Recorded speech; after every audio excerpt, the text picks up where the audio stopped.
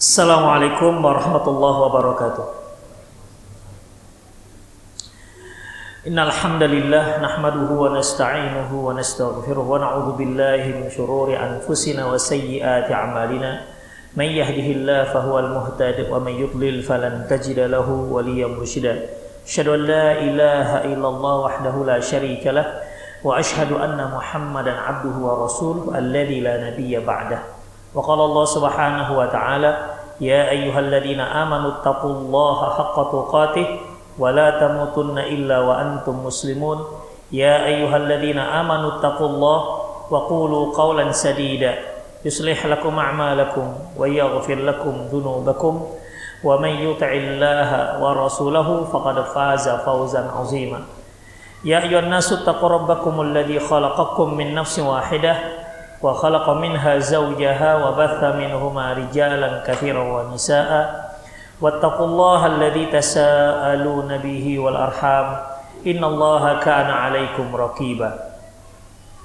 Amma ba'du, nastaqal hadithi kitabullah wa khairal hadi hadi Muhammad sallallahu alaihi wasallam wa syarrul umur muhdatsatuha wa kullu muhdatsatin bid'ah wa kullu bid'atin dhalalah wa kullu dhalalatin finnar. Ikhwan rahimallahu wa iyyakum. Insyaallah kita akan bahas arba'una haditsan fit tarbiyati wal manhaji. 40 hadis berbicara tentang pendidikan dan manhaj yang ditulis oleh Dr. Abdul Aziz bin Muhammad Ad-Duhan, kemudian dikasih muqaddimah oleh Syekh Al-Allamah Dr. Shalih bin Fauzan bin Abdullah Al-Fauzan, salah satu kibar ulama yang sudah sangat dikenal. Ikhwan rahimallahu wa iyyakum. Kita lihat muqaddimahnya. Kata beliau, alhamdulillahirabbil alamin wassalatu wassalamu ala Rasulillah wa ba'd. Laqad tatabba'a jam'un min al-ilmi ala ifradil musannaf tahwi 40 haditsan. Sungguh banyak para ulama telah membuat karangan beliau dengan mencantumkan 40 hadis. Ya, 40 hadis. Fa haula'il musannifuna kuthurun jiddan. Dan penulis-penulis ini banyak sekali. Ya, 40 hadis. Hatta qala Imam An-Nawawi, laqad sunnifal ulama radhiyallahu anhum fi hadzal bab ma la yuhsan al musannafat. Kata Imam An-Nawawi, sungguh banyak sekali para ulama telah menulis buku terkait dengan 40 hadis. Ya, sebagaimana Imam Nawawi sendiri kan ada menulis Arba'un An-Nawawiyah, juga 40 hadis. Walaupun memang hadisnya juga enggak pas 42 hadis. Tapi itulah dia ikhwah, mengambil bilangan 40. Dari mana ini 40 ini? Kenapa 40 suatu hal yang sangat penting? Apakah itu juga yang dijadikan sebagai 40 hari khuruj bagi orang tabligh? Atau bagaimana ikhwah sampai 40 ini? Ada hadis yang mengatakan man hafidha ala ummati arba'ina haditsan min amri diniha ba'athahu Allahu yaumal qiyamati bi zumratil fuqaha wal ulama. Barang siapa dari kalangan umatku yang menghafal 40 hadis min amri diniha, dari masalah agamanya, ya kalau hadis pastilah agama, maka di hari kiamat Allah akan bangkitkan dia bersama para ulama dan fuqaha. Makanya banyak para ulama menyebutkan 40 hadis. Jadi di sini terkait dengan menghafal hadis, bukan dakwah 40 hari. Ya. Jadi bukan 40-nya, tapi hadisnya. Demikian. Dan juga bukan 40 ayat Al-Qur'an. Kalau Al-Qur'an yang ada 100, barang siapa yang baca 100 ayat pada malam hari, maka akan diampunkan dosanya. 40 ayat. Untuk ini yaitu 40 hadis. Dan perlu antum ketahui, Hadis ini pun kata Imam An-Nawawi, kata Imam Ad-Darqutni, la yusbut minhu syai'. Tidak ada satupun hadisnya yang sahih. Hadis yang kita bacakan tadi, barang siapa dari kalangan umatku yang menghafal 40 hadis dari masalah agamanya, maka dia akan diutus, akan dibangkitkan nanti bersama para ulama dan fuqaha.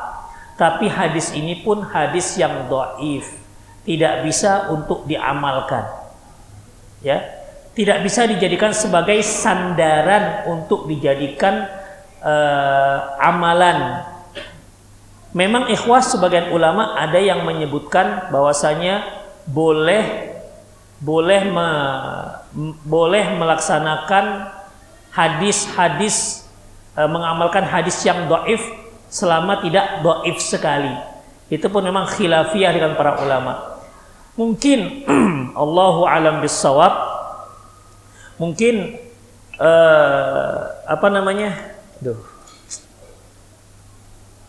mungkin ikhwah rahimanallahu wa iyyakum terkait dengan adanya khilafiyah di antara mereka tentang beramal dengan hadis dhaif selama bukan dhaif sekali. Bagi yang menyatakan bolehnya beramal dengan hadis dhaif, mungkin mereka mengumpulkan hadis ini, ya.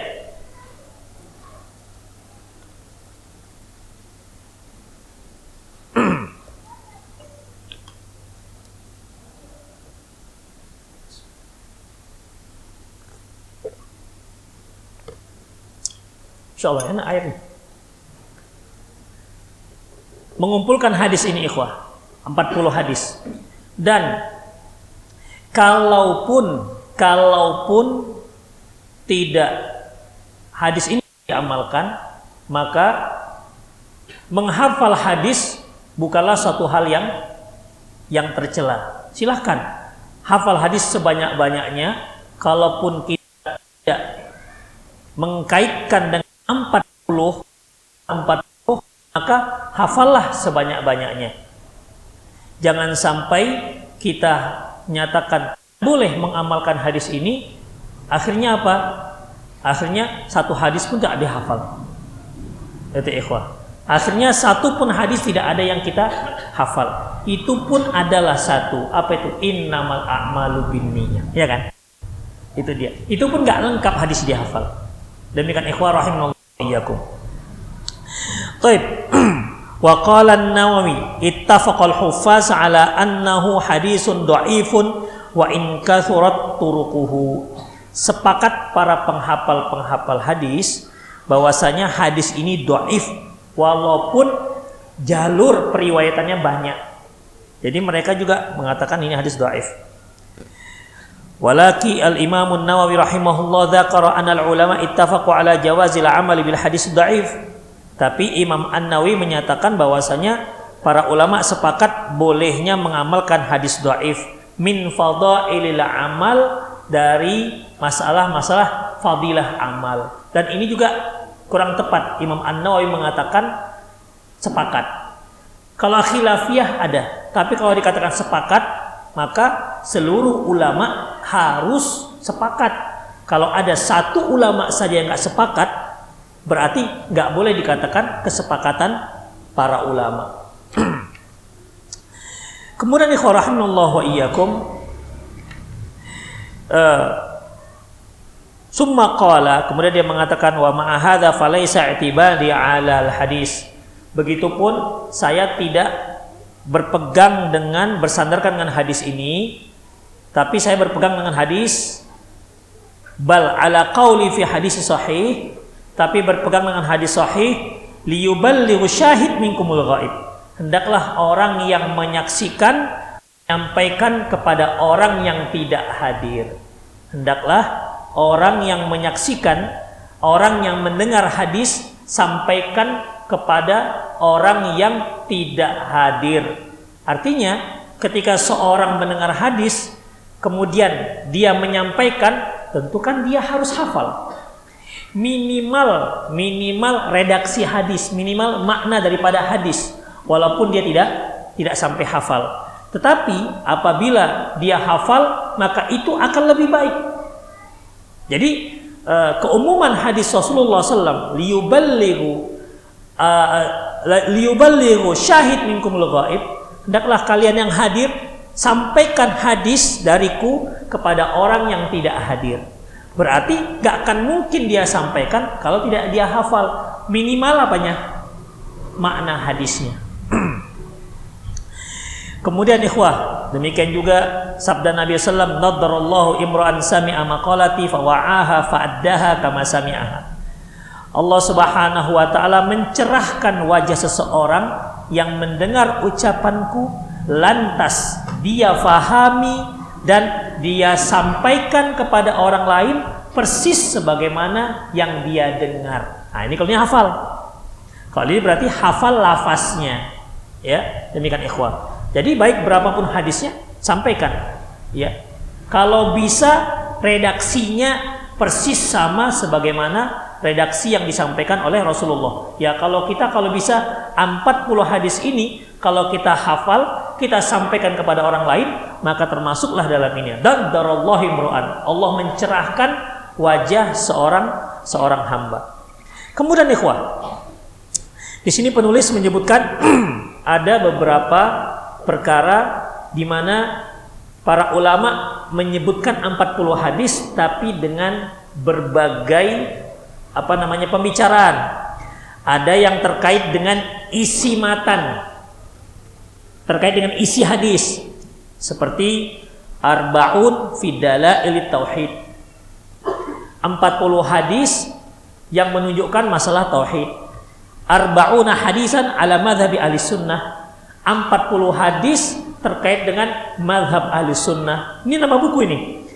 Kalau yang tadi ditulis oleh Imam Al-Harawi, yang kedua ditulis oleh Imam Abu Nu'aim Al-Asbahani, kemudian Al-Arba'un fi sifat Rabbil Alamin, 40 hadis yang berbicara tentang sifat Allah, li Imam Adz-Dzahabi.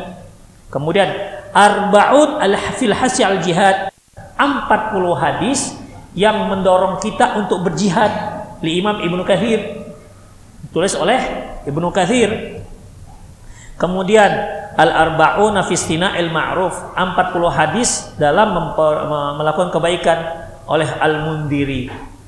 Adapun ada juga yang terkait dengan hukum, ya, dengan hukum secara umum, seperti Arba'un An-Nawawi, 40 hadis yang ditulis oleh Imam Nawawi. Lengkap judul bukunya Al-Arba'in fi Mabanil Islami wa Qawaidil Ahkam. Itu dia judul Arba'un Nawawi.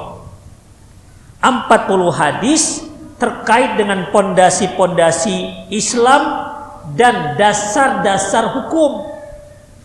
Al-Arba'un fi Mabanil Islam wal Qawaidil Ahkam. Itulah asli daripada judul kitab Arba'in An-Nawawi. Hanya kita kan lebih banyak mendengar Arba'un Nawawi, padahal judul kitabnya itu panjang. Apa tadi? Al-Arba'un fi Mabanil Islam wa Qawaidil Ahkam. 40 hadis dalam dasar-dasar Islam dan kaedah-kaedah hukum. Ada juga terkait dengan Arba'un, yaitu terkait dengan sanad. 40 hadis terkait dengan sanad-sanadnya dan seterusnya. Ada juga Arba'un terkait dengan guru-guru para perawi. Ada juga Arba'un terkait dengan hadis-hadis yang terkait dengan negeri-negeri yang disebutkan Rasulullah SAW dalam hadisnya. Ala kulli hal ikhwah rahimallahu wa iyyakum, kali ini penulis yaitu Dr. Abdul Aziz bin Muhammad As-Sahdan, beliau menampilkan kepada kita Al-Arba'una hadisan fit tarbiyati wal manhaj. 40 hadis terkait dengan tarbiyah, pendidikan, wal manhaj. Kemudian apa yang beliau maksud dengan pendidikan di sini? Maksudnya yaitu at-ta'amul ma'an nafsil 'abdi wal jawarihi hasban nususi syar'iyyati wa wifqi thariqatis salafus saleh. Bagaimana kita bermuamalah ma'a nafsil abdi, pada diri seorang hamba, wa jawarihihi, dan anggota badan seorang hamba, sesuai dengan nas-nas syariat dan sesuai dengan cara salafus soleh terdahulu. Jadi di sini akan disebutkan bagaimana cara kita bermuamalah, ya, bermuamalah dengan orang lain. Kemudian, adapun manhaj yang dimaksud, at-ta'amul fid da'watin nas, bagaimana aksi kita dalam berdakwah. Tadi kan arba'un hadisan fi at-tarbiyah dan al-manhaj. Adapun al-manhaj yaitu menjelaskan bagaimana cara berdakwah kepada orang lain hasban nusus syar'iyyah, sesuai dengan nas-nas syar'i, wifqi thariqati salafus saleh, sesuai dengan manhajnya para salafus saleh. Demikian ikhwah rahimanallahu wa iyyakum. Tapi ada beberapa paragraf lagi, kita kira cukup ya. Demikian ikhwah rahimanallahu wa iyyakum. Tapi ikhwah azanallahu wa iyyakum, hadis pertama yang beliau tampilkan yaitu sama persis sebagaimana hadis-hadis pertama yang disebutkan Imam Al-Bukhari dalam kitab sahihnya, disebutkan Imam An-Nawawi di kitab Arba'un Nawawinya. Apa itu? Innamal a'malu binniyah. Ya. Imam Al-Bukhari ketika dijelaskan oleh Al-Hafiz Ibnu Hajar menampilkan hadis ini dalam kitab Sahih Bukharinya, apa kata Ibnu Hajar? Seolah Imam Al-Bukhari berkata pertama kepada orang yang mengajarkan buku ini, ikhlaskan niat kalian, tuluskan niat kalian. Dan memang ikhwah, Imam Al-Bukhari ketika meletakkan setiap hadis, beliau tidak meletakkannya, mencantumkan dalam sahihnya, kecuali beliau sholat dulu 2 rakaat. Jadi nggak tanggung. Bayangkan berapa ribu hadis, ya. Terkadang satu hadis itu bisa di beberapa bab, tergantung dengan pendalilan babnya. Jadi sebelum dia letakkan hadis, dia sholat 2 rakaat dulu. Karena memang hadis yang beliau letakkan di situ khusus hadis-hadis yang sahih saja, ya. Khusus hadis-hadis yang sahih saja. Demikian. Bahkan Sahih Bukhari ketatnya syarat beliau itu melebihi Sahih Muslim. Kalau satu syarat, murid dengan syekh harus jelas bertemunya. Kalau Imam Muslim, yang penting mereka satu zaman, karena mereka terpercaya, nggak mungkin mereka berbohong. Bukhari tidak hanya sekedar dia itu terpercaya, tapi jelas sejarahnya dia memang bertemu di satu tempat. Kalau tidak, beliau tidak cantumkan di dalam kitab sahihnya. Walaupun hadisnya sahih, tapi nggak memenuhi kriteria Sahih Bukhari. Makanya ikhwatiddin, banyak hadis-hadis sahih tak disebutkan dalam Bukhari. Ya. Tapi ada, mungkin antum pernah dengar kitab Lu'lu' wal Marjan. Kitab Lu'lu' wal Marjan adalah kitab yang kriterianya sesuai dengan Sahih Bukhari Muslim, tapi tak disebutkan dalam Bukhari Muslim. Itu ikhwah. Dikumpulkan, kitab Al-Mustadrak. Kitab Al-Mustadrak yang ditulis oleh Imam Al-Hakim Naisaburi. Mungkin antum pernah dengar Rawahu Hakim. Itu dia, Hakim An-Naisaburi. Beliau menyebutkan dalam kitab Al-Mustadrak yaitu hadis-hadis yang memenuhi kriteria Bukhari Muslim menurut beliau, yang tidak dicantumkan dalam Sahih Bukhari dan Sahih Muslim. Makanya ikhwah, dari sisi kekuatan kesohihan antara Sahih Bukhari dan Sahih Muslim, jika terjadi pertentangan, maka yang dikedepankan Sahih Bukhari ketimbang Sahih Muslim, karena memang lebih ketat. Demikian ikhwah. Jadi tidak semua hadis sahih dicantumkan Imam Bukhari dalam kitab sahihnya. Jadi ikhwah, itu Imam Bukhari, bagaimana dia meletakkan hadis itu. Dia tidak akan cantumkan hadis dalam Sahih Bukhari sebelum dia sholat 2 rakaat. Seperti hadis ini, innamal a'malu binniyah. Sebelum dia mencantumkannya, sholat dulu dia 2 rakaat, baru dia istikharah, dia cantumkan. Setiap hadis yang dia cantumkan. Kalau di situ ada dalam satu bab ada 10 hadis, ya 10 kali dia 10 hadis, 10 sholat dia cantumkan. Ya. 10 kali dia berarti sholat istikharahnya. Bayangkan ikhwah, begitulah ketatnya Imam Al-Bukhari. Makanya ketika muncul Sahih Bukhari, apa kata para ulama? Kitabun as-sahhul kutub ba'da kitabillah. Kitab yang paling sahih setelah kitabullah. Sebelum Sahih Bukhari, para ulama menyebutkan as-sahhul kutub ba'da kitabillah kitab Muwatta Malik. Sebelum munculnya Sahih Bukhari, maka kitab yang paling sahih setelah kitabullah adalah Imam Muwatta. Apa namanya? Kitab Al-Muwatta li Imam Malik. Pernah dengar kan? Rawahul Malik fi Muwatta, itulah dia. Tapi setelah muncul Imam Bukhari, Sahih Bukhari, maka itulah kitab yang lebih sahih, melebihi daripada kesahihan Imam Malik. Apa namanya? Kitab Muwatta di Imam Malik. Suara saya bisa didengar? Saya agak serak, bisa ya? Jelas ya? Demikian ikhwah rahimanallahu wa iyyakum. Itulah dia. Ya, Sahih Al-Bukhari. Jadi Imam Al-Bukhari menyebutkan di awal kitabnya hadis innamal a'malu binniyah wa innamal likulli imrin ma nawa. Sesungguhnya setiap orang itu sesuai dengan apa yang dia niatkan, dan masing-masing orang sesuai dengan apa yang sesungguhnya setiap amal itu sesuai dengan niat, dan masing-masing orang sesuai dengan apa yang dia niatkan. Jadi di sini Imam Bukhari memberi isyarat, wahai kalian yang akan mengajarkan kitab saya ini. Imam Bukhari membuat kitab itu, mengumpulkan hadis itu bukan setahun 2 tahun. Ya, nggak seperti orang sekarang kan mudah, sebentar selesai buat kitab. Beliau enggak, ikhwah. Al-Hafiz Ibnu Hajar menjelaskan penjelasan Sahih Imam Bukhari ini, ikhwah, yaitu yang sangat masyhur dengan Fathul Bari, itu 16 tahun baru selesai. 16 tahun baru selesai. Sampai para ulama mengatakan la hijrata ba'dal fath. Ada hijrah setelah al-Fatah. Maksudnya ya sudah cukuplah buku Fathul Bari ini dibanding kalau kalau sudah punya tidak perlu lagi.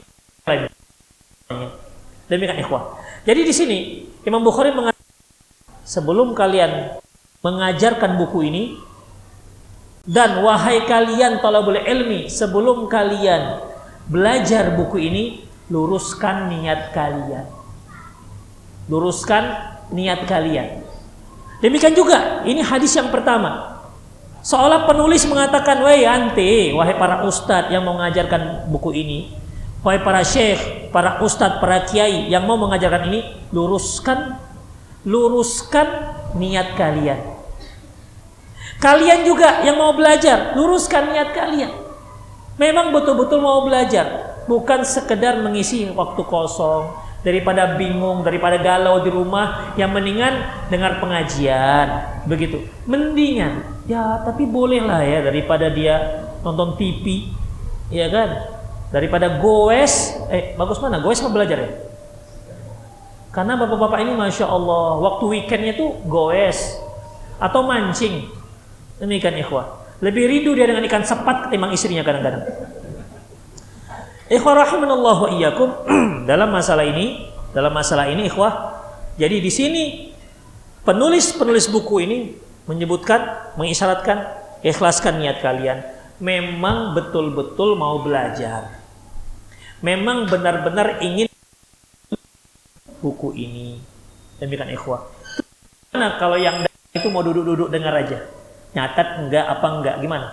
Enggak boleh. Paling yang nyatat kan berapa lah paling kan? Dan memang dari dulu begitu ikhwah. Imam Ahmad dihadiri majelisnya 5.000 orang, yang nyatat 500. Itu dia. Yang lainnya nengok-nengok. Nengok-nengok maksudnya nengok-nengok bagaimana akhlak Imam Ahmad. Memang dari dulu yang namanya orang yang hadir di pengajian itu begitu. Jadi kita maklumi saja, jangan usah dimarah-marahi. Ya, enggak usah dimarah-marahi. Demikian ikhwah. Bagaimana yang cuma duduk, nengok, dengar, jiping, ngaji kuping, kadang-kadang mantuk-mantuk, bukan karena iya tapi ngantuk. Ya, itu bagaimana? Apa kata Rasulullah? Mereka adalah kaum yang tidak akan rugi karena duduknya di majelis taklim. Jadi nggak rugi. Jadi jangan nanti ahad depan, awak nggak nyatet, udah nggak usah lah datang-datang. Karena ada kata para ulama, al-ilmu, sayd, ilmu itu adalah hewan buruan. Ya, di antara kebodohan orang yang dapat ilmu, kemudian wal kitabatu aqduha. Adapun tulisan itu pengikat daripada hewan buruan. Jadi kalau sudah dapat kan diikat tuh. Termasuk kebodohan orang yang sudah dapat hewan buruan kemudian nggak diikat. Jadi kemana dia perginya? Lari, gitu kan? Iya. Tapi antum nggak bodoh nggak? Jangan khawatir. Nggak usah diikat juga nggak apa-apa. Yang penting datang dengar gitu. Minimal lah gitu ya. Baik. Demikian ikhwah, rahimallahu wa iyyakum. Dalam masalah ini, ya bagusnya diikat, bagusnya. Kalau nggak diikat ya sudah berarti hilang. Didengar lagi gitu kan. Demikian ikhwah. Jadi dalam masalah ini, ya, di mana hadis pertama yaitu hadis an Umar bin Khattab radhiyallahu anhu. Kalau Imam An-Nawawi ikhwah menyebutkan kalimat hadis pertama ini lengkap perawinya dengan gelar-gelarnya. Apa itu? An Amiril Mukminin Abi Hafsin Umar bin Khattab. Itu dia lengkap. Kalau di sini an Umar bin Khattab aja. Kalau di Imam An-Nawawi an Amiril Mukminin Abi Hafsin Umar bin Khattab. Dari Amirul Mukminin Umar bin Khattab dikatakan Amirul Mukminin. Khalifah pemimpin kaum muslimin pertama yang disebut dengan Amirul Mukminin itu adalah Umar bin Khattab. Abu Bakar sebelumnya dipanggil apa? Khalifata Rasulillah. Khalifah itu pengganti Rasulullah. Wahai pengganti Rasulullah. Jadi kalau seandainya Umar dipanggil khalifah juga, jadi panggilannya wahai penggantinya Rasulullah. Abu Bakar pengganti Rasulullah. Umar pengganti Abu Bakar.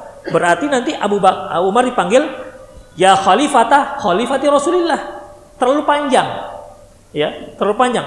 Wahai penggantinya Rasulullah. Berarti maksudnya kan? Baik, Abu Bakar itu kan pengganti Rasulullah. Dipanggillah dia khalifah Rasulullah. Umar pengganti Rasulullah. Enggak kan? Pengganti daripada penggantinya Rasulullah. Jadi ya khalifati Rasulillah. Terlalu panjang. Maka sejak saat itu kaum muslimin memanggil ya Amirul Mukminin. Sejak saat itu pemimpin kaum muslimin pada waktu itu dipanggil Amirul Mukminin, yaitu pemimpin orang-orang mukmin. Kemudian Abi Hafsin. Abi Hafsin ini adalah kunyah. Abi Hafsin itu kunyah. Ikhwah, di dalam kalangan orang Arab, salah satu daripada panggilan terhormat adalah dengan memanggil kunyah. Anda punya anak? Enggak. Masih jomblo? Kirim biodata ya. Lama kali. Berapa usia? 22. Oh ya, enggak, biar banyak belajar dulu. Untuk punya anak, siapa namanya? Belum punya anak, udah punya istri? Semoga Allah berikan rezeki. Antum? Iya, makjak 3. Antum apa? Ustaz Abu Somad lah, Ustaz Abu Somad. Anak antum yang pertama siapa? Hah? Bukan, yang laki-laki. Halim, berarti dia Abu Halim. Dia harus anak pertama yang laki-laki. Misalnya anak pertama perempuan, anak kedua perempuan, anak ketiga laki-laki, anak keempat laki-laki. Harus anak paling tua yang laki-laki. Ya. Anak pertama yang laki-laki. Jadi Abu Halim, bukan Abu Zulfa ya. Anak pertama Zulfa, bukan Abu Zulfa karena perempuan. Jadi ambil yang laki-laki. Seperti Umar, an Abi Hafsin. Itu satu. Kalau nggak punya anak laki-laki, boleh juga dengan anak perempuan. Seperti apa? Istri saya Ummu Hani. Kalau saya nggak dikenal dengan Abu Hani, nggak dikenal dengan Abu Hani. Baik. Kalau nggak punya anak perempuan, berarti nggak punya anak, maka boleh dia ambil dari keponakan. Seperti Aisyah radhiyallahu anha, kunyahnya Abu Abdillah, Ummu Abdillah, ibunya Abdillah. Siapa Abdillah ini? Abdillah adalah anak kakaknya Asma binti Abi Bakar. Demikian ikhwah. Pelan-pelan Pak. Kemudian bagaimana? Boleh juga julukan kebiasaan dia. Seperti Abu Hurairah. Abu Hurairah itu dia karena suka dengan kucing kecil-kecil, makanya dikatakan Abu Hurairah. Dia suka dengan kucing kecil. Kalau kucing itu kan hirun. Kucing itu bisa kitun. Kitun, sinaur dengan hirun. Ya. Semuanya kucing. Baik. Hirun kucing besar, kucing kecil Hurairah. Ya. Hurairah kucing kecil betina. Makanya karena dia sering dengan kucing, maka dikatakanlah dia Abu Hurairah. Demikian. Misalnya antum suka main burung, boleh Abu Burung. Boleh Abu Burung. Demikian. Karena kalau Abu Tuyur kan bahasa Arab kali kan, udah Abu Burung. Apalagi misalnya ya itulah lebih kurang. Dan anak-anak yang belum punya anak juga boleh dikasih kunyah. Seperti adiknya Anas bin Malik, diberi kunyah oleh Rasulullah Abu Umair. Abu Umair ini anak kecil yang dia punya mainan burung kecil. Suatu hari mainannya mati. Ya, dia pun sedih. Ya, anak-anak namanya kalau mainannya hilang, mati dan seterusnya kan sedih. Rasulullah katakan, "Ya Aba Umair, mada fa'alan nughair?" Wahai Abu Umair, apa yang telah dilakukan oleh burungmu sampai engkau sedih? Nah, demikian. Itu anak kecil diberi nama Abu Umair. Demikian ikhwah rahimahullah. Jadi satu lagi boleh juga julukan. Seperti apa? Abu Bakar. Baik, siapa nama Abu Bakar ikhwah? Abdullah bin Abi Quhafah. Tapi dia nggak masyhur dengan namanya. Abu Hurairah siapa namanya? Abdurrahman bin Sakhar. Demikian. Jadi itu kunyah. Jadi orang-orang Arab kalau memanggil dengan panggilan yang hormat itu dengan kunyah. Demikian ikhwah. Jangan seperti kita. Namanya misalnya si Muhammad. Karena kita panggil Pak Muhammad, dirubah paknya menjadi Abu Muhammad. Salah. Ya. Kan kita kalau orang yang lebih tua kita panggil bapak. Ya kan? Kalau dia ibu-ibu kita panggil ibu. Bapak kemudian dinisbatkan dengan namanya. Pak Dahlan misalnya dipanggil Abu Dahlan. Jadi Dahlannya siapa jadinya? Jadi anaknya. Itu dia. Kemudian kalau dia ibunya nanti Ummu Dahlan. Berarti kan anaknya di Dahlan. Kita kenapa begitu? Karena kita biasa panggil Pak Dahlan, akhirnya bapaknya kita Indonesiakan. Jadilah Abu Dahlan. Nah, itu. Ini penggunaan yang keliru. Kalau niat kita kunyah. Tapi kalau sama-sama maklum ya sudahlah, nggak apa-apalah, biasa juga kan orang Indonesia pakai bahasa Arab, penggunaannya suka-suka kita kan biasa. Biasa itu. Yang penting kita paham. Ya, seperti yang sering saya katakan, takjil. Takjil itu artinya dalam bahasa Arab menyegerakan.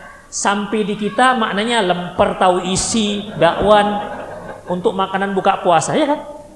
Jadi kalau katakan aina takjil, paham kita. Mana takjilnya? Paham kita, itu makanan untuk buka puasa.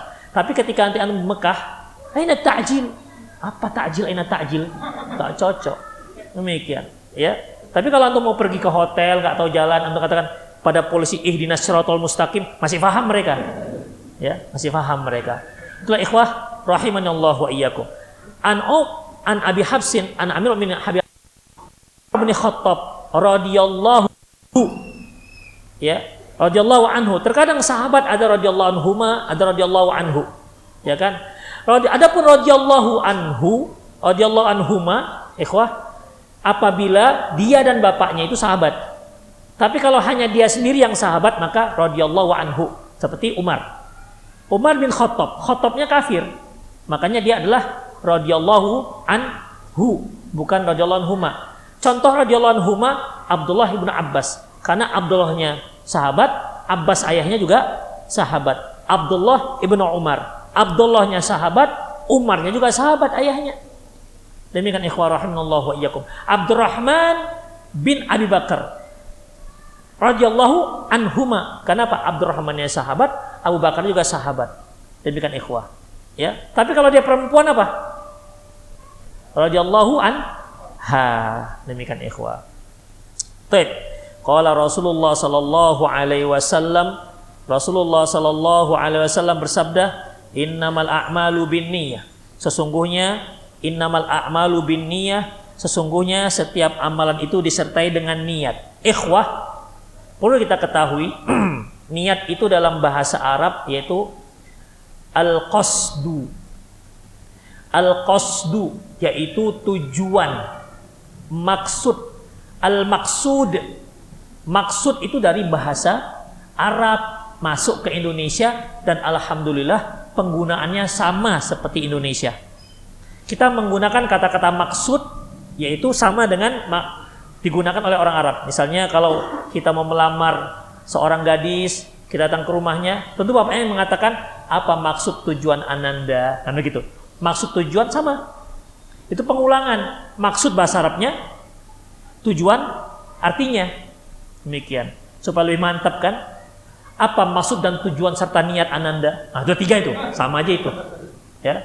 Jadi mentakkidkan lagi. Demikian. Jadi an-niyat huwa al-qasd, yaitu itu yang niat kita dalam hati. Dan tujuan itu letaknya di hati, bukan letaknya di bibir. Demikian ikhwah. Seperti misalnya antum nanti habis kajian, kemana rencana Pak? Setelah kajian pulang, betul? Nggak ada singgah-singgah? Hah? Langsung ya? Iya. Berarti dia niatnya habis ngaji pulang. Udah diucapkan nggak sengaja aku habis ngaji mau pulang gitu? Nggak kan? Nggak ada yang mengatakan begitu. Ya, semua kita punya tujuan, rencana nanti habis ngaji kemana? Ya dengan berbagai macam tujuan masing-masing. Dan tidak ada yang mengatakan harus sengaja aku habis ngaji begini lillahi ta'ala. Demikian ikhwah, tidak ada. Kenapa? Karena sebenarnya an-niyatu al-qasdu, niat itu tujuan. Mau kemana? Apa rencana? Itu semua dalam hati. Makanya termasuk bid'ah kalau ada yang melafazkan. Itu maksudnya. Kalau kita mau sholat zuhur, apa yang diucapkan? Ucapkan. Jangan pura-pura nggak hafal. Usalli fardhu zuhri arba'a raka'atin makmuman atau imaman lillahi ta'ala, kan gitu kan. Makanya ada yang lebih parah. Kenapa? Dia mau menyamakan antara ucapan Allahu Akbar dengan usollinya. Ketika bar lillahi ta'ala harus sama. Makanya untuk start awalnya tuh macam orang kena Covid. Menyusahkan. Bukan di lafaz. Niat itu letaknya dalam hati. Demikian. Jadi antum kalau lihat orang seperti itu, kasihanilah dia. Ya, jangan dicerca, dikasihani. Ya Allah, baru niat sudah susah di sholatnya. Gimana kalau sholatnya? Itu ikhwah, rahimanallahu wa iyyakum. Itu yang dikatakan an-niyah. An-niyah itu huwa al-qasdu, dan letaknya dalam hati. Makanya ikhwah fiddin, di situ kan disebutkan, saya pernah waktu haji 2018. Jadi pimpinan kloter itu membagikan beberapa lembar fotokopi itu tentang melafazkan niat. Bayangkan ikhwah, yang tua-tua itu ketika membacanya sakit perut. Coba bayangkan, dia harus melafazkan sholat zuhur 2 rakaat jamak qashar bersama imam. Kemudian jamak qashar, menjamaknya kan jamak, ada jamak takdim, jamak takhir. Coba bahasa Arab kan. Masih di asrama haji sudah mulus. Ya Allah, gimana ini niatnya panjang sekali. Usalli fardhu zuhri wal asri qasran wa jamak biman. Apalagi dan seterusnya. Panjang ikhwah, rahimanallahu wa iyyakum. Ya, ini akan menyusahkan mama. Jadi ikhwah rahimanallahu wa iyyakum, belum lagi orang mau haji sudah takut. Apalagi disuguhi dengan buku panduan segini, doa semua. Dia begitu nengok doa, ya Allah panjangnya. Udah mules duluan. Seolah-olah haji itu satu hal yang rumit. Enggak rumit, butuh tenaga iya, tapi tidak rumit. Demikian ikhwah. Baik, kemudian ada yang berdalilkan dengan bacaan ataupun ketika kita mau umroh yang menunjukkan bahwasanya niat itu harus dilafazkan, yaitu dengan ucapan ketika umroh atau haji, labbaik Allahumma hajjan. Itu kan harus diucapkan. Labbaik Allahumma hajjan. Loh, ini kan disaharkan. Kalau dia mau umroh, labbaik Allahumma umrotan. Ini kan dilafazkan. Tandanya niat itu dilafazkan. Kita katakan keliru, tidak seperti itu. Labbaik Allahumma hajjan ketika mau haji, dan labbaik Allahumma umrotan ketika mau umroh, ikhwah, ini adalah ucapan yang sama seperti kita mengucapkan takbiratul ihram. Jadi dia bukan niat. Artinya ketika kita takbiratul ihram, Allahu Akbar. Takbiratul ihram itu kan boleh takbir duluan, Allahu Akbar, angkat tangan. Atau tangan, Allahu Akbar, atau bersamaan. Makanya yang rukun itu takbirnya, bukan angkat tangannya. Ingat ya. Yang rukun itu takbirnya, bukan angkat tangannya. Demikian ikhwah, rahimanallahu wa iyyakum. Dan kenapa dikatakan takbiratul ihram? Karena setelah takbir diharamkan semua kegiatan-kegiatan perbuatan apapun kecuali ucapan dan perbuatan sholat. Itu artinya. Jadi ketika kita katakan Allahu Akbar, nggak bisa bapak-bapak lagi makan Allahu Akbar, alhamdulillah alamin. Nggak bisa lagi.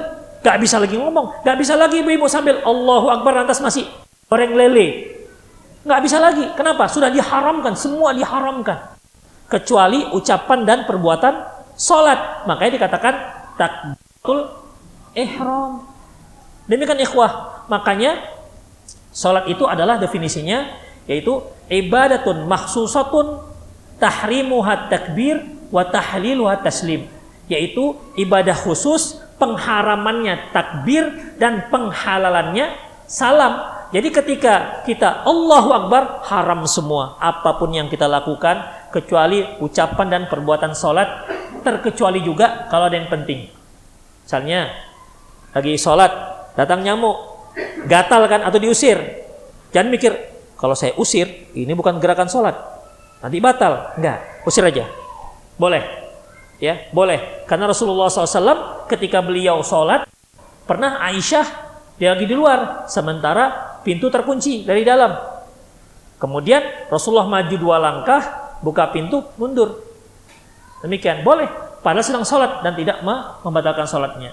Karena dekat ikhwah ya. Tapi kalau antum sholatnya di tingkat 2, istri antum di bawah, gimana tuh? Allahu Akbar. Ya itu sudah kebanyakan. Ya, itu sudah kebanyakan. Kalau sudah kebanyakan batal. Ya. Taib. Wa tahliluha at-taslim. Penghalalannya salam. Begitu assalamualaikum warahmatullah, maka sudah boleh antum mau makan, mau minum, mau jahit, mau dabuih, terserah. Ya, semuanya dibolehkan. Lah salam. Tapi sebelum salam nggak boleh. Makanya dikatakan tahrimuhat takbir wa tahliluha taslim. Pengharamannya takbir, penghalalannya salam. Demikian juga haji juga gitu dengan umroh. Ketika kita katakan labbaik Allahumma umrotan, maka semua aturan-aturan berihram berlaku sudah. Sebelum itu belum.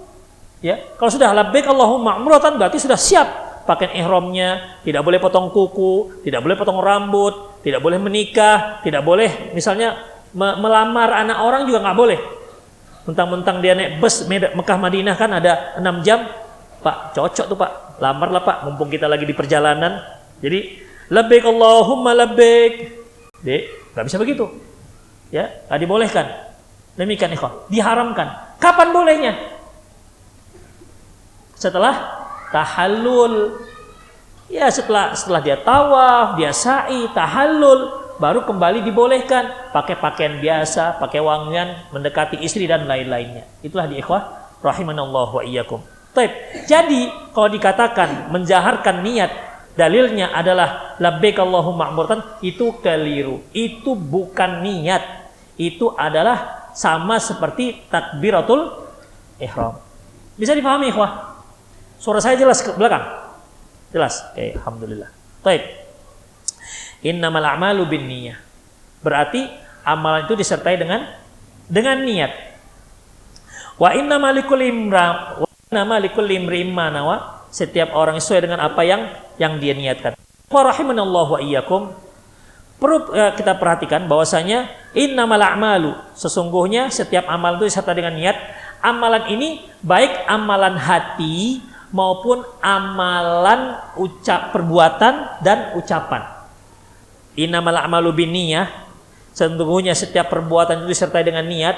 Itu baik amalan hati, perbuatan hati, atau perbuatan jawarih, anggota badan, dan juga termasuk ucapan. Tiga-tiganya termasuk dalam kaitan amal. Jadi amal di sini bukan hanya gerakan-gerakan badan, tapi ucapan juga termasuk. Pikiran juga termasuk. Makanya ikhwah rahimanallahu wa iyyakum. Jadi ada 3 ya. Innamal a'malu binniyah, setiap itu disertai dengan niat. Amalan yang dimaksud apa? Pikiran, ucapan dan perkataan. Apa contohnya ikhwah rahimanallahu wa iyyakum? Ada kisah Al-Walid bin Mughirah. Walid Al-Mughirah ini tatkala dia berpikir bagaimana cara membaca Al-Qur'an, dia cari celah apa ini kekuatan Al-Qur'an. Ya. Namun hingga Allah berfirman dalam surat Al-Mudaththir ayat 18 sampai 26. Innahu fakkara wa qaddar.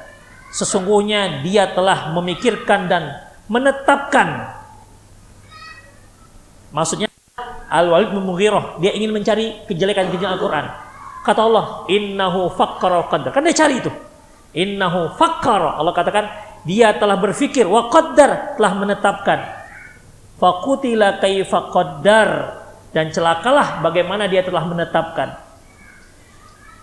Summa qutila kaifa qaddar, kemudian dia celakalah dia bagaimana dia telah menetapkan. Summa nadhar, kemudian dia berfikir. Summa abasa wa basar, setelah itu dia bermasam muka dan merengut. Summa adbara wastakbar, kemudian dia berpaling dari kebenaran dan menyombongkan diri. Dia cari-cari celah Al-Qur'an, salahnya dia nggak dapetin. Seharusnya dia kenapa? Al-Qur'an benar, wahyu dari Allah Subhanahu wa taala, tapi dia enggak, dia rahasiakan.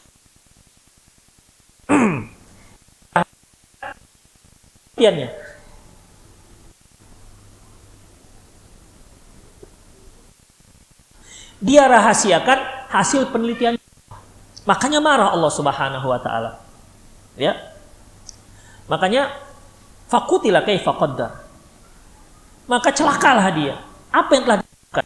Artinya apa yang dilakukan itu bohong, tidak sebagaimana pikirkan dan telah dia. Maka sombong. Padahal faqad hadza illa sihir. Dia katakan hanya sihir. Dia katakan ini adalah sihir jari dari orang dahulu.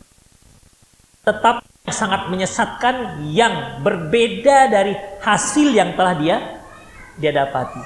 Bohong besar Al-Walid bin Mughirah ini. Kemudian in hadza illa qaulul bashar, dia katakan ini hanya ucapan Muhammad. Kalau ucapan Muhammad, kenapa dia nggak bisa mencari celah? Kalau memang itu buatan Muhammad, kenapa tidak ada yang mampu untuk tandingannya? Allah sudah menantang. Di surat Mislih, apabila kalian ragu dengan apa yang kalian turunkan ke hamba kalian, datangkan satu surat aja. Apa surat yang paling pendek? Surat favorit kita apa? Kalau inna atainakal kautsar, ya kan? Buat tandingannya. Enggak ada yang bisa. Musailamah belum tahu?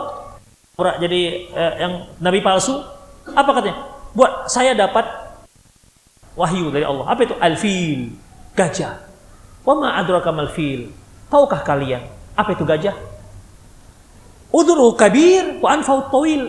Yang telinganya besar, bahannya panjang. Ini ensiklopedia fauna bisa, bukan jadi ayat. Nggak ada, isinya tuh nggak ada. Ya, nggak, apa namanya, makna. Demikian. Sementara itu katakan, uti itu jawami al-kalim. Aku diberikan lafaz yang pendek tapi dalam maknanya. Al-fil, gajah. Nanti akan ada yang mengatakan ad-difda, kata. Wa ma adrat kama difda. Tahukah kalian apa itu kata? Kan begitu jadinya. Jadi ini surat yang kedua diturunkan oleh dia. Demikian ikhwah. Jadi dia sudah meneliti, dia sudah berpikir, dan akhirnya apa? Dia katakan in hada illa qaulul bashar. Ini adalah ucapan manusia. Sa'uslihi saqar. Ku masukkan dia dalam neraka, kata Allah. Gara-gara pikiran dia. Demikian. Rahimallahu wa iyyakum. Ya, pelan-pelan. Demikian ikhwah rahimallahu wa iyyakum. Rasulullah sallallahu alaihi wasallam juga mengatakan man hamma bihasanatin falam ya'malha kataballahu indahu ajran kamilan. Barang siapa yang sudah hamma itu ya ikhwah, ala azmu ala qiyamati syai', ala qiyami syai'. Azmu tekad kuat untuk melakukan sesuatu, itu hamma. Misalnya antum tadi dari pagi mau ngaji nih niatnya, bukan sekedar ngaji nggak jadi, kan gitu. Tapi antum sudah niat tekad. Apa itu? Antum siapkan, kalau bawa istri, yaudah, nanti kita ngaji ya, gitu. Berarti si istri ketika diajak ngaji kan dia punya persiapan, apalagi ada anak-anak kan. Demikian ikhwah. Itu yang punya anak, kalau yang nggak punya anak lebih lama lagi biasanya, skincare-nya, bedaknya. Demikian ikhwah. Kalau punya anak kan bawa tasnya, demikian. Ini anak diniatkanlah nih, dan niatkan. Nanti anak-anak main, ya. Antum dengar ngaji, istri dan anak main-main di sana, begitu. Ada niatnya, sudah bagi-bagi tugas. Demikian. Itu namanya persiapan. Sudah anak dinaikkan sepeda motor, istri sudah naik, bocor bannya. Nggak jadi. Sudah ditulis satu kebaikan yang sempurna. Itu ikhwah. Itu namanya hamma. Bukan habis subuh saya mau ngaji. Nggak jadilah. Yang penting kan sudah dapat pahalanya. Itu bukan hamma namanya. Itu bukan hamma. Hamma itu sudah ada aksinya untuk melakukannya. Demikian ikhwah. Man hamma bihasanatin falam ya'malha kataballahu indahu ajran kamilan. Barang siapa yang sudah tekad untuk melakukan satu amalan baik, enggak jadi dia lakukan, oleh tulis satu kebaikan. Yang rahmat Allah kepada kita itu ikhwah, yang mau niat buruk, man hamma bisayyi'ah. Barang siapa yang niatnya buruk, Allah nggak tulis itu rahmat Allah Subhanahu wa taala pada kita. Tapi nggak jadi ya, nggak jadi dilakukan. Nggak jadi dilakukan. Artinya apa ikhwah? Artinya innamal a'malu binniyah, artinya semua, bukan sekedar amalan perbuatan saja. Ucapan juga begitu. Ya, ucapan ketika kita apa biasanya terkait dengan ucapan? Baca Quran. Baca Quran itu kan ucapan. Ya, zikir misalnya. Zikir, antum begitu datang, subhanallah, subhanallah, subhanallah. Subhanallah, subhanallah. Pak, subhanallah, subhanallah, subhanallah. Demikian. Baik. Itu juga ada niatnya mau apa? Begitu masuk di masjid enggak ada pelan subhanallah, subhanallah. Semakin ramai orang subhanallah, subhanallah, subhanallah. Subhanallah. Subhanallah. Niatnya apa itu? Ucapan itu apa niatnya? Kalau niatnya supaya dibilang orang yang alim, orang yang soleh, ahli ibadah, maka hilang. Demikian. Ya, makanya para ulama itu tidak suka kalau amalannya itu diketahui oleh orang. Kenapa? Khawatir kalau nanti itu akan merusak amalannya. Abdullah ibn Mubarak ketika dia pergi bersama seorang temannya, malam hari dia lihat temannya, udah tidur dia. Dia pun bangkit untuk sholat. Rupanya temannya ini memang sengaja nggak tidur, kok pernah tidur. Abdullah ibn Mubarak ini, ikhwah, dia seorang alim, orang kaya raya. Makanya dia dia yang mensubsidi para ulama pada waktu itu. Orang kaya berat, mujahid dan jago. Bukan ustaz yang ketika dengar tungtang lari. Bukan, ustaz jago dia ini. jawara. Pernah dia mengalahkan 5 orang musuh dia sendiri. Jadi sudah alim, orang kaya, jago lagi, pemberani, multi talenta pokoknya. Luar biasa. Jarang-jarang dapatnya seperti ini. Ada yang alim, penakut banyak. Ya. Ada yang berani, gak penakut. Kenapa? Gak punya ilmu, nekat jadinya. Kan antara nekat dengan berani itu kan beda tipis. Kalau orang berani punya perhitungan, orang nekat gak punya perhitungan. Demikian ikhwah. Rahimanallahu wa iyyakum. Baik. Jadi ikhwah, sholat malam lah dia. Diamati oleh temannya, cuma 2 orang mereka. Ketika mau dekat subuh dibangun, mas, itulah kalau orang Jawa lah. Kalau orang Medannya, bang, bangun bang, mau sholat. Saya sudah tadi malam saya nggak tidur. Saya melihat Anda sedang sholat. Tahulah Abdul Mubarak bahwasanya dia sedang mengamati, dia sedang sholat. Sejak itu dia marah. Dia marah dengan temannya ini. Sejak itu dia nggak ngomong sampai pulang. Sejak saat itu dia kan mau pergi. Sejak saat itu dia nggak ngomong dengan temannya sampai pulang. Demikian. Kalau kita ketika kita sholat tahajud bukan pura-pura, diam-diam, diketahui kawan kan agak senang ya. Tahu dia sholat tahajud, kan gitu kan. Awalnya ikhlas. Mungkin pas pertengahan gak ikhlas. Ini nanti kita bahas. Gimana kalau ria itu datangnya di awal? Gimana ria itu kalau datangnya di tengah? Gimana pula ria itu kalau belakangan datang? Ya, sudah selesai umrohnya, sudah selesai hajinya. Adalah foto-foto dia untuk dokumentasi keluarga misalnya kan. Setahun kemudian kawan-kawannya mungkin mengupload umroh mereka. Kata setan, memangnya orang itu yang punya. Kau pun punya juga. Ayo mainkan, naikkan ke media sosial. Bukan dia yang pernah umroh, awak juga pernah 10 kali pun. Tak percaya tengok paspornya, posting paspornya, berapa kali visa di situ. Demikian. Padahal hajinya sudah duluan, sudah lama, ikhlas. Belakangan baru rianya. Ini bagaimana? Habis nggak? Ya nantilah kita pelajari, belum selesai. Masih di awal ini.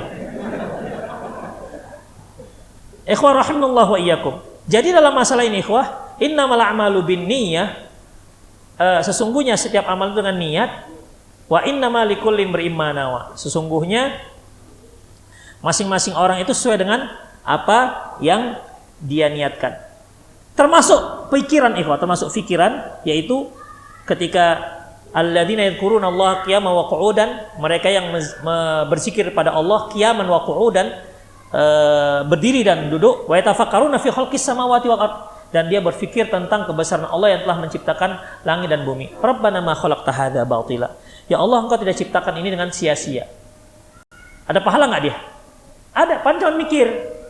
Padahal cuma mikir. Jadi ikhwah, antum sebagai suami mikir bagaimanalah untuk makan kita besok, untuk anak istri, mikir. Antum tahu itu sebuah kewajiban dari seorang suami. Itu bisa jadi ibadah. Makanya niat itu juga berfungsi mengubah sesuatu yang sifatnya mubah berubah menjadi ibadah. Ya nanti dipelajari. Ada syarat-syaratnya supaya mubah itu dengan niat dia jadi ibadah. Demikian ikhwah rahimanallahu wa iyyakum, ya. Kemudian apalagi misalnya senyum. Semua kita kan bisa senyum, satu-satu lah yang nggak bisa senyum, ya. Bisa senyum, tapi apakah semua senyum itu berpahala ikhwah? Antum tersenyum dengan teman, apakah semua senyum berpahala? Ikhwah, senyum itu banyak makna. Yang kata Rasulullah SAW, la tahqiranna syai'an minal ma'ruf. Janganlah kalian menganggap remeh sekecil apapun perbuatan baik. Walau antalqa akhaka biwajhin talikin, walaupun hanya sekadar tersenyum, menunjukkan wajah ceria atau tersenyum di depan saudaramu. Ini tersenyum yang bagaimana yang ada pahalanya? Ada nggak orang tersenyum tapi ngejek? Begitu. Senyum ngejek ada, ya. Senyum nyindir ada kan? Sama-sama senyum, ya. Tapi senyum yang dimaksud yaitu senyum yang tulus, kita itu bahagia bertemu dengan dia. Itu dia. Senyum yang mendapat pahala. Makanya ikhwah, ketika kita temu dengan teman, dia tersenyum dengan kita, kemudian dia wajahnya ceria ketemu kita. Kita suka. Kalau kita suka digitukan orang, maka gitukan juga orang. Demikian. Coba kita ketemu dengan seorang yang masam, gabut gitu kan. Ya, nggak jelas kenapa galaunya. Assalamualaikum, salam. Ini orang kenapa begitu? Kita salah apa? Demikian. Dia yang berantem dengan istrinya, satu masjid yang kena. Demikian. Gara-gara apa? Ada masalah di rumah. Demikian. Ketemu dengan teman-teman yang nggak ada senyum, nggak ada pahalanya. Demikian ikhwan. Apalagi kata Rasulullah apa? Tabassumuka fi wajhika lahu sadaqah. Engkau tersenyum di hadapan saudaramu adalah sedekah. Tapi ikhwah, kalau antum ke masjid kita nggak butuh senyuman. Dah ya, sedekah yang untuk masjid Muhyiddin. Ya, itu butuh duit. Demikian. Jangan datang ke sana, saya mau sedekah nih. Nah, itu enggak. Kita butuh beli besi. Dengan senyum nggak bisa beli besi. Tapi kan senyum itu sedekah. Iya, tapi untuk tidak buat masjid. Baik, ikhwan rahimanallahu wa iyyakum. Selanjutnya, ya, wa innamal likulli imri'in ma nawa. Sesungguhnya masing-masing orang sesuai dengan apa yang dia niatkan. Makanya ikhwah rahimanallahu wa iyyakum, Abdullah bin Mubarak pernah mengatakan rubba amalun shaghir yukabbiruhun niyah. Terkadang amalan kecil itu jadi besar gara-gara niat. Terkadang amalan kecil itu bisa menjadi besar gara-gara niat. Wa rubba amalul kabir tusaghiruhun niyah. Terkadang amalan yang besar dikecilkan oleh niat. Makanya ikhwah, misalnya ada dua orang pemuda berdiri di saf pertama, kaifiatnya Masya Allah, itu jangan dikira bisa sama nilainya, sesuai dengan apa yang dia niatkan. Masing-masing orang sesuai dengan apa yang dia niatkan. Demikian ikhwah. Sama-sama baca Quran, tapi beda nilainya terkait dengan satu hal, dengan niatnya. Ikhwah, Rasulullah pernah mengatakan tentang Islam, wa dzarwatu sanamih jihad. Puncak Islam itu adalah jihad. Ini yang paling rumit. Puncak wa dzarwatu sanamih jihad. Puncak Islam itu adalah jihad. Kemudian ikhwah, kita lihat justru yang pertama nanti awwalu ma yuqadha yaumal qiyamati rajulun qutila fi sabilillah. Yang pertama sekali nanti yang akan disidang di hadapan Allah, mereka-mereka yang terbunuh dalam jihad fisabilillah. Kemudian Allah Subhanahu wa taala bertanya kepada dia, fa'arrafa ni'amahu fa'arafaha. Allah sebutkan tentang nikmat-nikmat Allah yang telah diberikan kepadanya, fa'arafaha, dia pun mengakuinya. Faqala madza fa'alta? Madza fa'alta? Apa yang telah kamu lakukan dengan nikmat-nikmat itu? Apa katanya? Qataltu fika hatta istashhadu, ya Allah, aku berjuang berperang di jalanmu sampai aku mati, tewas. Apa kata Allah? Kadzabta, kamu pembohong. Innama qatalta, kamu itu sebenarnya berperang liyuqalu laka jari, supaya engkau itu dikatakan pemberani. Faqad qil, loh, kan sudah disebutkan. Orang-orang sudah mengatakan kamu pemberani, kamu adalah seorang pahlawan, kamu seorang mungkin singa, begitu kan, saking beraninya. Faqad qil, bukankah sudah diberi? Sudah dikatakan? Sudah kan? Ya sudah. Fasuhiba ala wajhihi faulqiya finnar. Akhirnya dia pun diseret di wajah, berarti ditelungkup, sambil telungkup, bukan telentang, diseret, telungkup di wajah bawah, campakkan api neraka. Amalan yang besar jadi tak ada nilainya. Seharusnya ikhwah, orang yang mati syahid itu, apa kata Rasulullah SAW? Orang yang mati syahid, pertama, ketika pertama sekali sabetan pedang mengenai dirinya, diampunkan dosa yang telah lalu. Yang kedua, ditunjukkan untuk dia tempatnya di surga. Yang ketiga, akan diberikan pada dia tajun. Tajun itu apa ya? Mahkota. Mahkota min lu'lu wal marjan, dari intan permata. Kemudian, ada berapa? 3. Pertama apa tadi? Ada ingat? Pengampunan dosa. Ditunjukkan surga. Beri mahkota. Kemudian dia dia diberi syafaat, dia akan dinikahkan dengan 70 orang bidadari. Demikian ikhwah. Jadi antum sabar, kalau antum nggak sanggup poligami di dunia, insya Allah di surga. Ya, sabar ya. Ya. Jadi kalau antum katakan istri antum nggak mau dipoligami, ya sudahlah. Karena memang wanita itu apapun ceritanya, memang fitrah dia dipoligami. Enggak di dunia, di akhirat. Coba antum tanya istri antum, "Dek, mau dipoligami di dunia apa di akhirat?" Gitu. Tapi apakah orang yang tak berpoligami di dunia tidak akan berpoligami di akhirat? Gak berani jawab, ya Allah. Gak berani jawab. Nah, orang yang tidak berpoligami di dunia, apakah tidak berpoligami juga di akhirat? Enggak harus begitu. Jadi jangan khawatir. Terutama yang jomblo-jomblo, segeralah cari ya. Kemudian ikhwah, kemudian dia diberi izin untuk memberi syafaat 60 apa 70 ya? 70 keluarganya, bayangkan. Seberapa itu kan?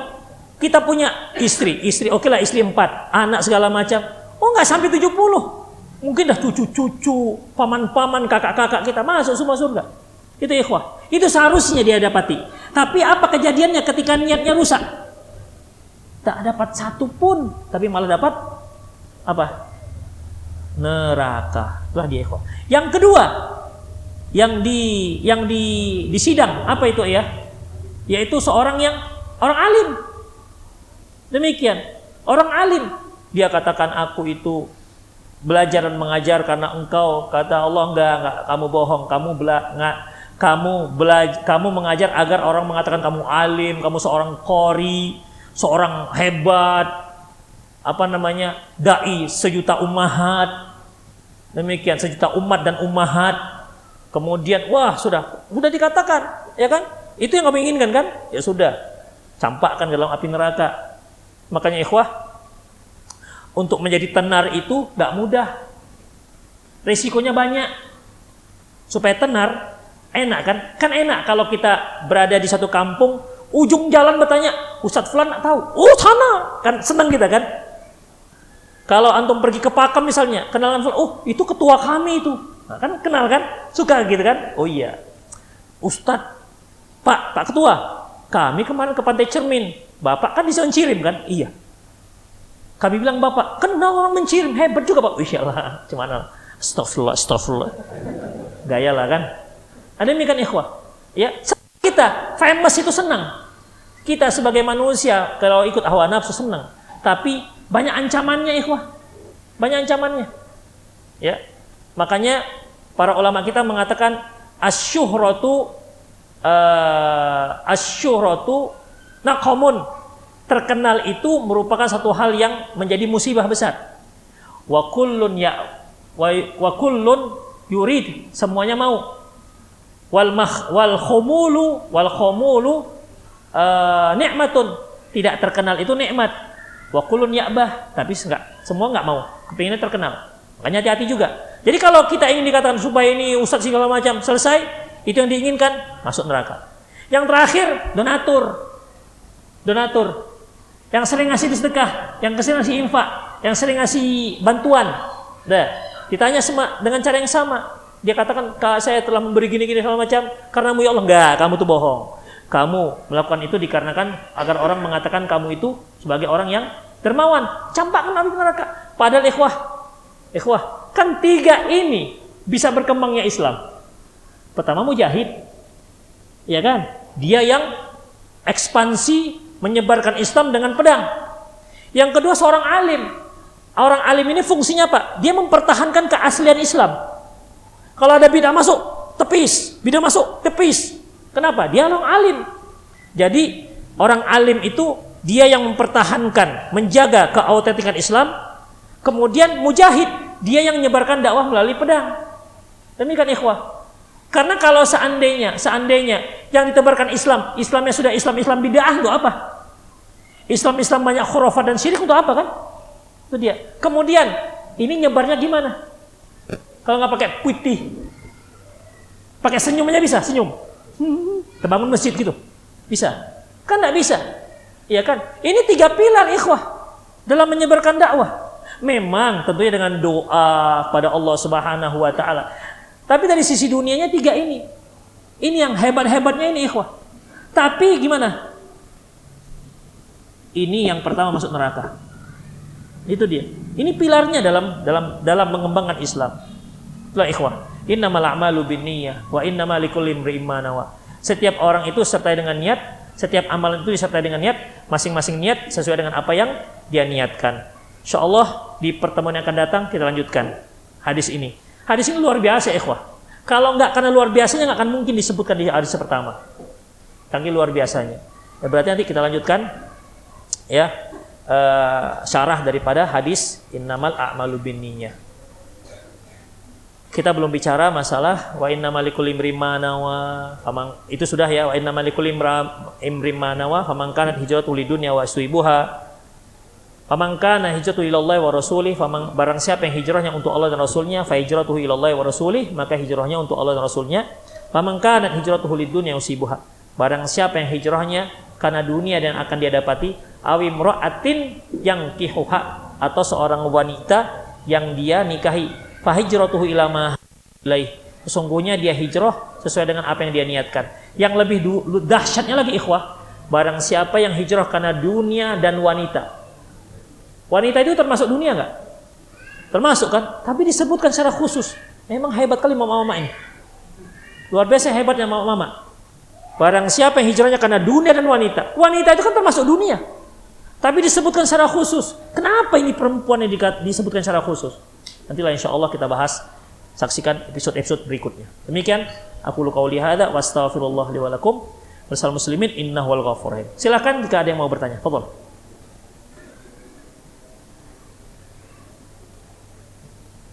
Ada?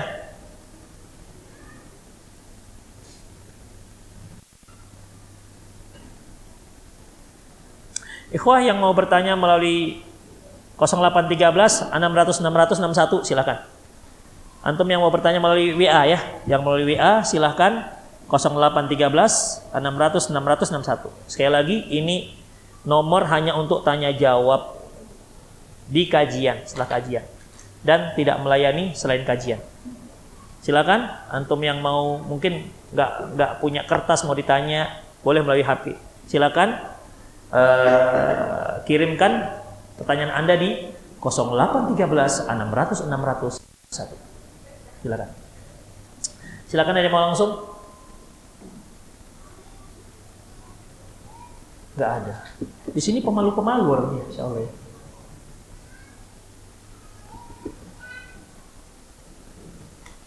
Ya silakan, kita tunggu sampai jam 1.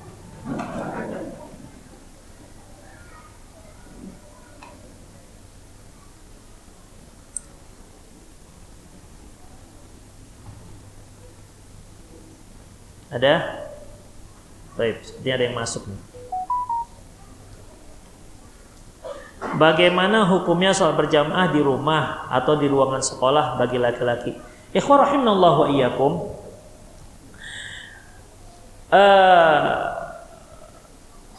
Sholat berjamaah itu pada dasarnya itu bukan di ruangan manapun. Pada dasarnya dia di masjid.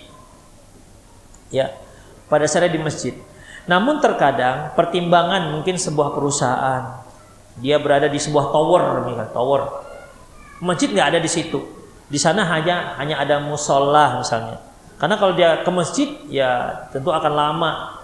Jadi bagaimana? Maka dibolehkan dia sholat di musola tersebut. Jika memang itu tempatnya memang tempat berkumpulnya orang-orang yang ada di tower tersebut ataupun di tersebut. Baik.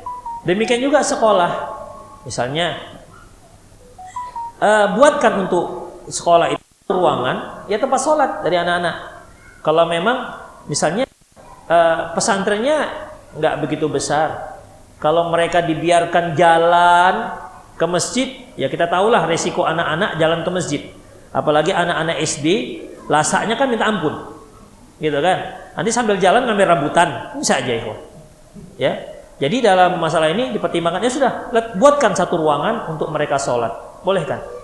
Ya. Tapi kalau antum buat musola tersendiri di rumah, kadang-kadang kan rumah-rumah orang-orang yang agak menengah ke atas, mereka musola khusus di sana dia sholat bersama anak istrinya, itu nggak dibenarkan, ikhwan. Ya, itu nggak dibenarkan, itu bukan musola yang dimaksud. Ada musola yang dimaksud yaitu apa namanya? Musola ini musola atas berdasarkan nama Indonesia ya. Karena kalau musola atas nama bahasa Arab, berdasarkan bahasa Arab itu artinya lapangan tempat sholat. Kalau kita kan musola ini masjid tapi kecil, atas nama masjid. Musola, manah, surau, langgar, ada lagi. Ya begitu ikhwah. Ya jadi boleh, insya Allah boleh kalau memang itu dijadikan sebagai ruangan untuk tempat sholat. Tapi bukan di rumah kita. Ya, bukan di rumah kita. Jadi ruangan itu kalau dia murid datang murid-murid yang lain untuk sholat berjamaah. Demikian. Allahu a'lam bishawab. Ada yang langsung? Saya memprioritaskan yang langsung, kan? Nggak ada. Ya.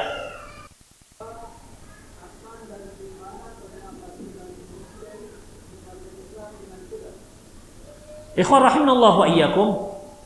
Perhatikan.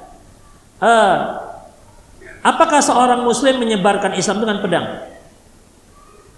Rasulullah sallallahu alaihi wasallam mengatakan, "Umirtu an uqatilan nas hatta yashhadu an la ilaha illallah." Aku diperintahkan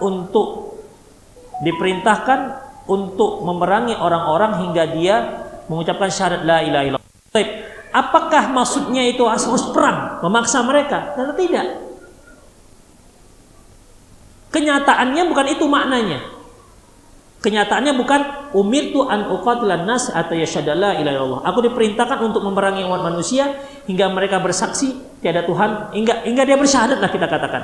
Apakah dengan ini maknanya kita kaum muslimin menyebarkan Islam dengan pedang? Itu salah arti. Ya. Salah arti. Terbukti tempat-tempat yang sudah dikuasai kaum muslimin, apakah dipaksa mereka masuk Islam?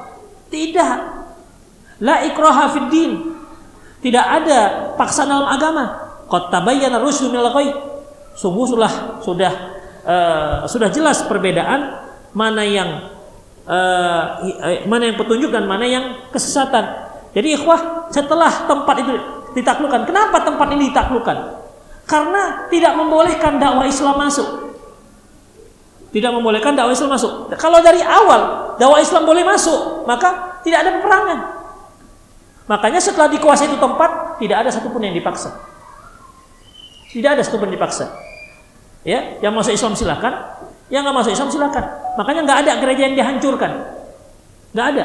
Ketika kaum muslimin berhasil menaklukkan Istanbul misalnya, nggak ada yang dihancurkan. Yang Kristen silakan Kristen, yang kafir silakan kafir, yang masuk Islam silakan. Demikian ikhwah. Terus kan disuruh bayar upeti, ikhwah. Orang kafir yang di bawah pemerintahan Islam disuruh bayar upeti pajak. Kenapa? Karena dia tidak Islam. Yang muslimnya itu kan disuruh bayar zakat. Gak akan mungkin yang kafir bayar zakat, dia belum Islam. Jadi sebenarnya sama posisinya. Hanya kalau muslim namanya zakat, kalau yang kafir upeti. Karena gak mungkin dia disuruh bayar zakat, nggak Islam, belum syahadat. Demikian ikhwah. Jadi itu permasalahannya. Makanya kenapa terjadi pertempuran? Tidak dibiarkan masuk dakwah Islam. Makanya kan Rasulullah sebelum beliau menyerang suatu kaum, dia menyerangnya itu setelah subuh. Apabila dia dengar di sana ada azan, nggak jadi diperangi. Nggak jadi diperangi. Oh, ada azan. Artinya apa? Berarti kan boleh masuk dakwah. Nggak jadi diperangi. Tapi kita nggak dengar, berarti belum masuk dakwah di sini, nggak dibolehkan. Demikian. Itulah dia. Jadi pada dasarnya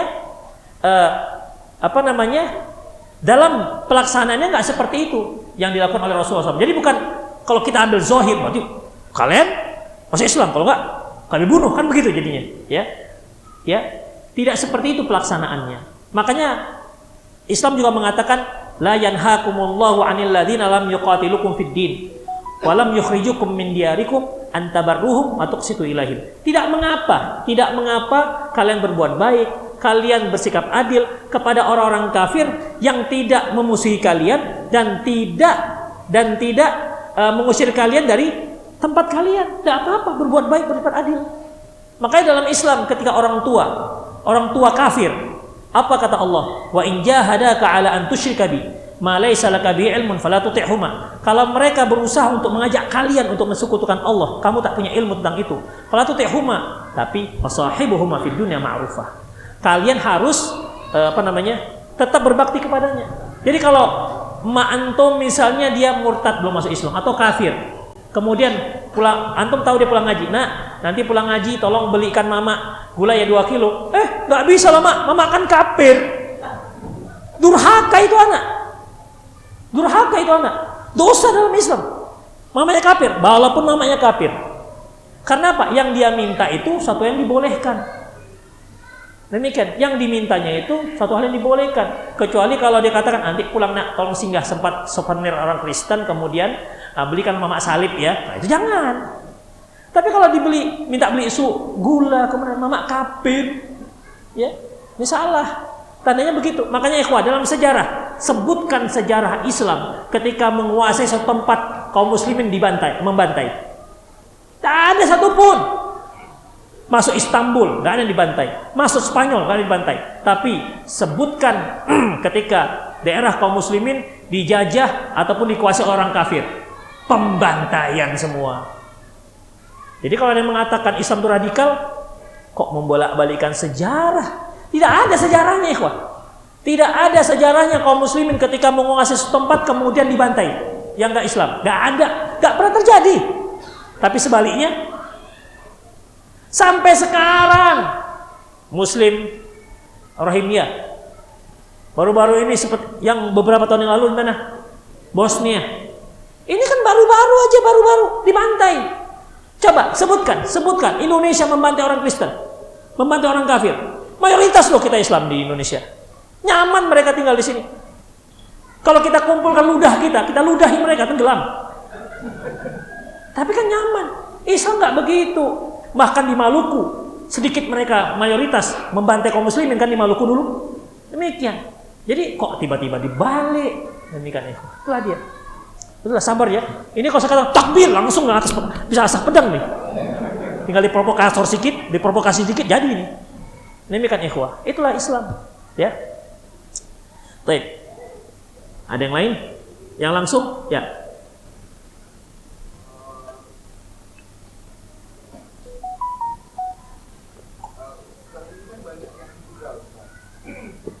Dari mana ke mana?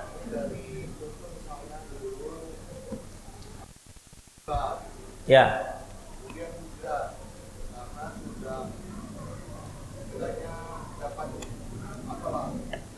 Tunjuk. Ya. Ya.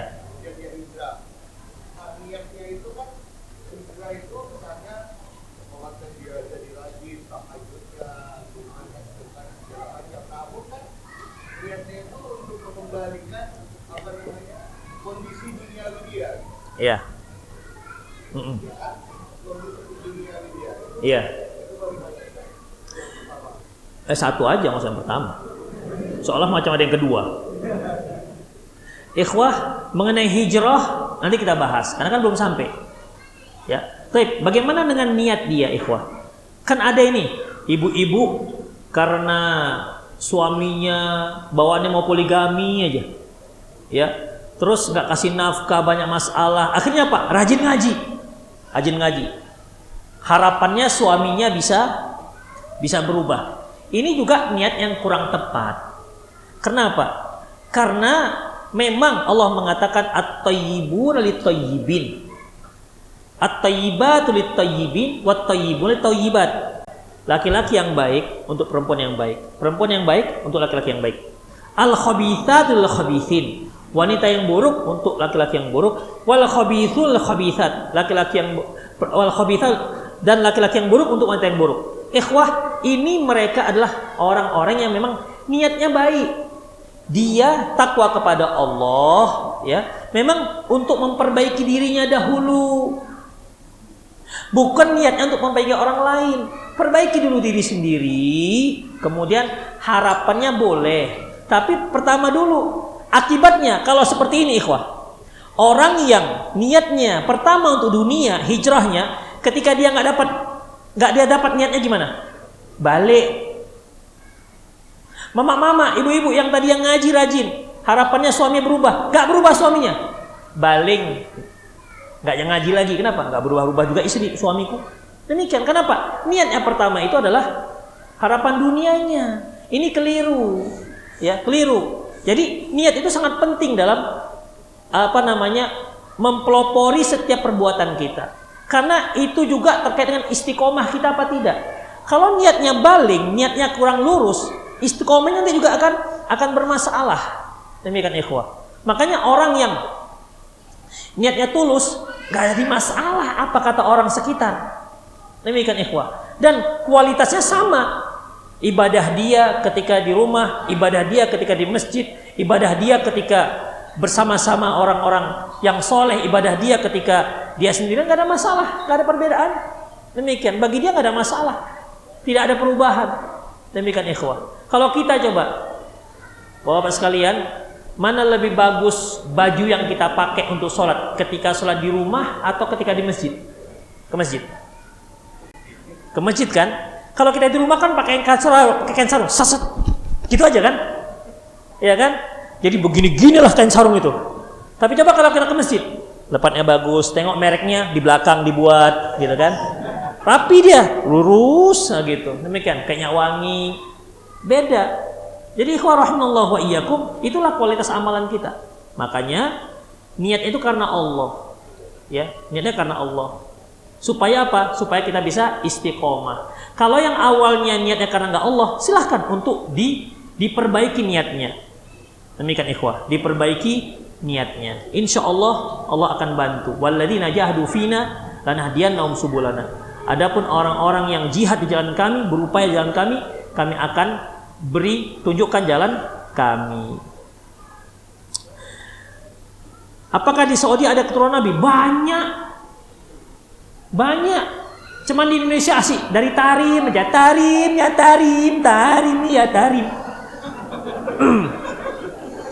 Saya heran, kok jadi tarim ini kok jadi tarim yang masyhur daripada Madinah? Mana orang-orang Madinah? Jelas kampungnya Nabi di Madinah, anak-anak cucu di Madinah, kok tiba-tiba tarim semua? Tarim. Demikian ikhwah, di tarim itu ada kuburan yang dikeramatkan. Demikian ikhwah. Antum tahu tarim kan? Hah? Apa tarim? Dari negeri aman. Demikian ikhwah.